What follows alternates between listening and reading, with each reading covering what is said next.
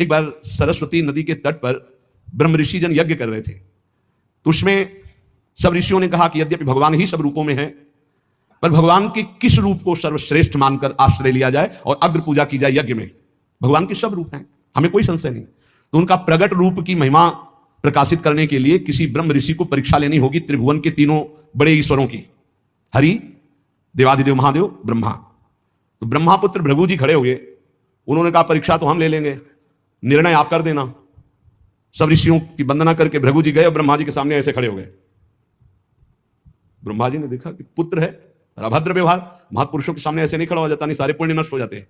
ये जो संत महात्मा गुरुजन भगवत विग्रह, उनके सामने ऐसे नहीं, कभी मंदिर में ऐसे नहीं, कभी गुरु जी के सामने ऐसे, कभी संतों के सामने ऐसे नहीं। वो अभद्र मंगलकारी आचरण वाले लोग होते हैं जिनको ज्ञान नहीं। ऐसे खड़े होना, हाथ बांधकर खड़े हो नहीं, हाथ जोड़कर खड़े हो या सौम्य मुद्रा में खड़े हो। अगर वो सामने से निकल रहे हैं तो नेत्रे झुका दो, केवल इतना ही कर दो अभिमान में। अगर बहुत भरे हो तो थोड़ा नेत्रे झुका दो, ना हाथ जोड़ो। चलो तुम्हारा अगर घट जाता है हाथ जोड़ने से तो ऐसे कर लो। तो ब्रह्मा जी के सामने गए, बस ऐसे ऐसे खड़े हो।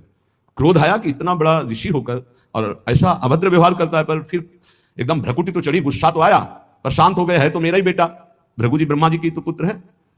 ब्रह्मा जी शांत हुए, भृगु जी कुछ नहीं बोले, चले गए। जब कैलाश पहुंचे तो देवादिदेव ने कहा आओ आओ ब्रह्म ऋषि श्रेष्ठ, आओ तुम्हारा स्वागत है। बोले मुंडों की माला धारण करते हो, चिता की राख लगाते हो, और हम तुम्हारे गले लगेंगे। अरे उन्होंने कहा तुम्हें ब्रह्म ऋषि मान के स्वागत करें, तुमने ऐसे समझा क्या उठाया त्रिशूल? भगवान शिव ने कहा तुमने ऐसे समझा क्या हम तुम्हारा आदर कर रहे हैं ब्रह्म ऋषि मानकर, तो तुम जो है अवहेलना कर रहे हो। हाँ, मुंडों की माला पहनते हो, चिता की भस्म लगाते हो, कहते हो तुम्हारे गले लग जाएंगे। महादेव जी ने उठाया त्रिशूल, रोक, भृगु जी चल दिए वहां से। और भगवान श्री हरि के धाम पहुंचे वैकुंठ में। लक्ष्मी जी चरण चाप रही थी, अर्ध निमीलित नेत्र में परमानंद में डूबे हुए भगवान गए, सीधे एक लात मारी छाती पे। लक्ष्मी जी तो आश्चर्यचकित हो गई, तभी कहा कि भीख मंगाऊंगी ब्राह्मणों, हमारी प्रीतम के लात मारा ना।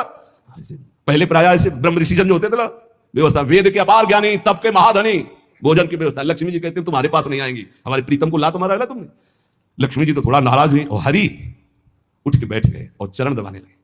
कहा बड़ा कठोर हृदय है हमारा, आपके बड़े कोमल चरण हैं, अगर मुझे पता चलता तो मैं आपके चरणों की अगवानी करता, मुझसे अपराध बन गया कि मैंने अगवानी भी आपके चरणों की। और चरण दबाने लगे। भृगु जी के नेत्रों में अश्रु आ गए और कहा प्रभु बस यही देखने के लिए हमको सब ब्रह्म ऋषियों ने भेजा था। यद्यपि आप ही शिव हो, आप ही ब्रह्मा हो, आप ही चराचर जगत हो, पर प्रभु आपका जो करुणा वर्णालय हरि रूप है, यही सर्वाराध्य है।